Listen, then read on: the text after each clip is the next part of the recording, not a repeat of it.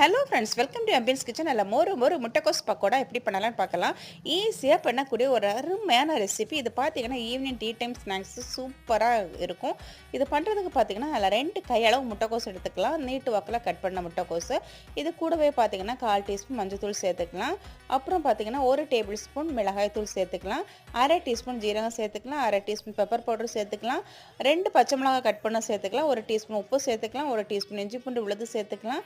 அப்புறம் பார்த்தீங்கன்னா சோள மாவு 1 டேபிள் ஸ்பூன், அரிசி மாவு 1 டேபிள் ஸ்பூன், 1 கப்பு கடலை மாவு சேர்த்து நல்லா இதை கலந்துக்கலாம். கொஞ்சம் கொஞ்சமாக தண்ணி சேர்த்து நல்லா இதை மிக்ஸ் பண்ணிக்கணும். ஓகே, இப்போ நல்லா இந்த பக்கோடா பக்குவத்துக்கு மிக்ஸ் பண்ணியாச்சு. எண்ணெய் சூடாக இருக்குது, அதில் நம்ம பிசிறி போட்டுக்கலாம். ஓகே, இப்போ திருப்பி திருப்பி விட்டு நல்லா கோல்டன் ஃப்ரை கலர் வர்றது வரைக்கும் ஃப்ரை பண்ணிக்கணும். இப்போ பார்த்தீங்கன்னா இந்த மாதிரி சலசலன்னு சத்தம் கேட்டுடுச்சுன்னா நம்ம வெந்துச்சுன்னு அர்த்தம். ஓகே, இப்போ நல்லா ஃப்ரை ஆகிடுச்சு, வெளியே எடுத்து வச்சிடலாம். ரொம்ப ரொம்ப சூப்பரான மொறு மொறு பக்கோடா ரெடி. கண்டிப்பாக ட்ரை பண்ணி